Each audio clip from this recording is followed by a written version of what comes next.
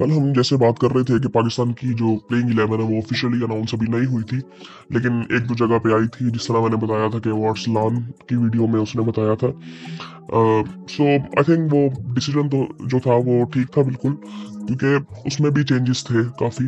Officially जब announce हुई है, मे बी आई थिंक मुझे लगता है कि उसको किसी ने बताया होगा और बाद में उसमें चेंजेस हुए होंगे, क्योंकि उसके बाद शान मसूद की एक प्रेस कॉन्फ्रेंस भी आई थी, इसमें उसने कहा था कि हम फैसला करेंगे अभी, और मौसम का भी कुछ इशू था। सो खैर उसमें कुछ चेंजेस है, और मुझे वैसे एक दो चेंजेस मुझे ठीक नहीं लगे कि वो होने चाहिए थे। चेंजेस नहीं मैं कहूँगा कि मतलब खुरम शहजाद खेल रहे हैं और मीर हमजा नहीं खेल रहे हैं। हमने 3 राइट हैंडेड फास्ट बॉलर्स खिला लिए। सो चलो पहले मैं आपको बताता हूँ कि प्लेइंग 11 क्या है। पहले टेस्ट के लिए साउथ अफ्रीका के खिलाफ शान मसूद, साइम अयूब ओपन करेंगे, जो कि मैं पहले कई दफ़ा कह चुका हूँ कि शान मसूद को ओपन करना चाहिए।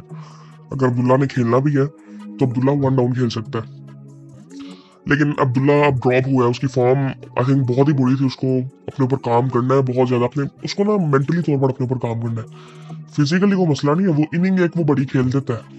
उसको मेंटली अपने ऊपर काम करना है कि वो जो उसने सबसे पहले वो ग्राउंड में उतरेगा, वो डिसाइड करके उतरता है कि मैंने करना क्या। जितना मर्जी गंदा बॉल हो, जितना मर्जी प्रॉपर बैट पे बॉल आ रहा हो, उसने वो पहला बॉल रोकने जाना, और वो रोकने का तरीका भी उसका जो पुराना है ना, पुरानी टेक्निक जो है वो उसी तरह से रोकता है। वो एक बुकिश तो बिल्कुल लगता है, लेकिन आई थिंक वो उसमें टेक्निकली मसले मसाइल बहुत ज्यादा है, और उसको अपने ऊपर काम करना है कि उसको टेस्ट क्रिकेट भी खेलनी है या वनडे भी खेलना है या T20 भी अगर खेलना चाहता है वो, तो ये चीज़ उसको देखनी चाहिए। क्योंकि उसके पास गेम तो है, उसके पास शॉट्स भी हैं, बट उसको अपना माइंडसेट, उसकी अप्रोच जो होती है गेम को लेके, वो उसको थोड़ी सी तब्दील करनी पड़ेगी। शान मसूद और साइम अयूब ओपन करेंगे। मुझे लगता है कि ये बहुत बेहतरीन डिसीजन है कि शान ओपन करेगा। उसकी सबसे बड़ी वजह मैं जो पहले भी बात कर चुका हूँ वो ये थी कि शान के खेलने का तरीका, कि शान आते ही अटैक करता है। हमने साइम को भी देखा कि साइम शुरू में थोड़ा टाइम ले रहा था टेस्ट में, तो शान जब आते ही अटैक करता है तो वो ओपोजिशन पे प्रेशर ऑटोमेटिकली आ जाएगा। वरना ऐसे हो रहा था कि एक आउट होता था तो शान आता था, फिर वो शान अटैक करता था, फिर ऑपोजिशन पे प्रेशर आता था।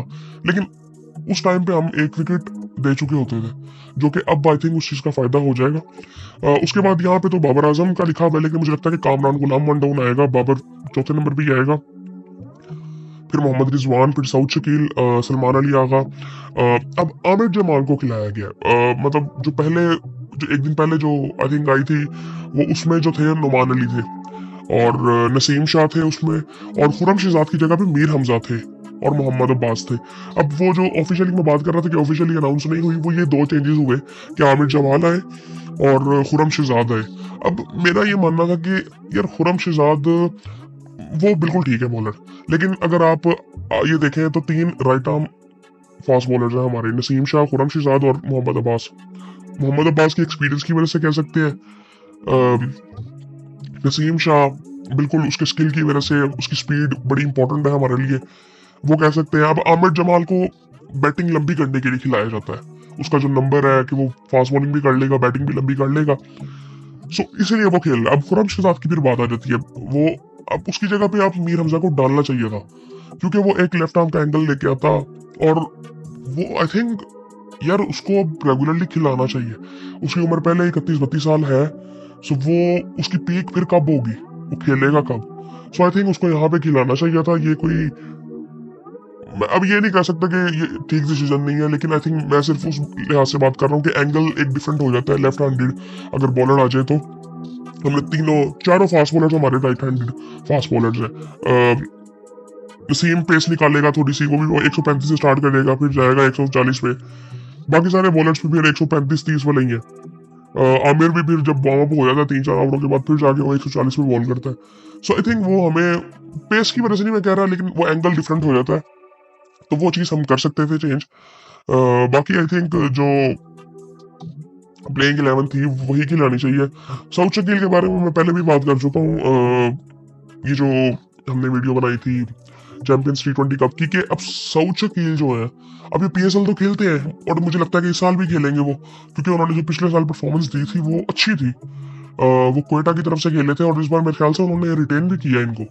अब मतलब एक आपका नेशनल टीम का प्लेयर जो पीएसएल की टीम में तो खेल रहा है, लेकिन वो जो डोमेस्टिक टूर्नामेंट्स है उसमें नहीं वो खेल रहा, उसमें कोई उसको सेलेक्ट नहीं करता।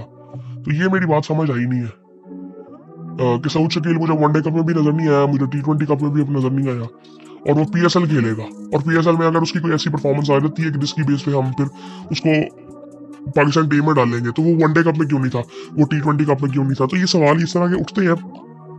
यार अभी फिलहाल देखे तो ये प्लेइंग 11 थी पाकिस्तान की, साउथ अफ्रीका ने भी अनाउंस कर दी हुई है, उसके बारे में बात करेंगे। लेकिन आई थिंक एक चेंज मुझे लगता है कि करना चाहिए था खुरम शहजाद वाला, या खुरम शहजाद भी नहीं करना था। और मुझे एक चीज भी माननी थी, आप आमिर जमाल की जगह भी मीर हमजा को खिला सकते थे अगर आपने खुरम शहजाद को खिलाना था। तो वो इसलिए क्योंकि मेरा बिल्कुल ये मानना है कि अगर 6 बैट्समैन कुछ नहीं कर रहा है तो 7वां भी कुछ नहीं करेगा, बड़ी सीधी सी बात है। और ये मीर हमजा भी उतनी बैटिंग कर लेता है, आमिर जमाल का भी वो ये नहीं है कि हर इनिंग में परफॉर्म करता है, उसकी भी टेक्निकली बड़े मसले मसाइल है। मुझे लगता है मीर हमजा को खिलाना चाहिए था, और आप आमिर जमाल की जगह भी खिला सकते थे, आप खुरम शहजाद की जगह भी खिला सकते थे।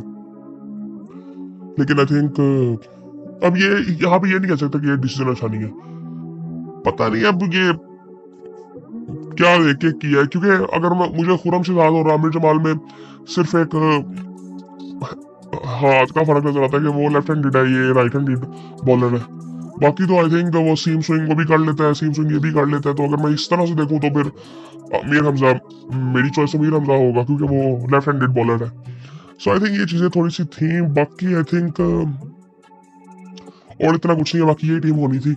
और ये ऊपर टॉप ऑर्डर से जो आया, ये थिंक मुझे लगता है कि अच्छा फैसला है ये वाला, और ये ऐसे ही होना चाहिए था। मैं उसी में ये सोच रहा था कि यार हमने अब्दुल्ला को डाल तो लिया, तो लेकिन अब्दुल्ला फॉर्म में नहीं है, मतलब अब किसी भी तरह से आई थिंक वो डिजर्व करता नहीं वहां पे जगह अभी फिलहाल। सो बस खैर ऊपर तो चेंज हो गया, लेकिन नीचे आई थिंक एक चेंज हो सकता था। बाकी आप लोग भी बताएं कि आप लोग क्या समझते हैं, मीर हमजा को खेलना चाहिए था कि नहीं खेलना चाहिए था, किसी जगह पे खेलना चाहिए था। बाकी साउथ अफ्रीका के बारे में भी फिर बात करते हैं।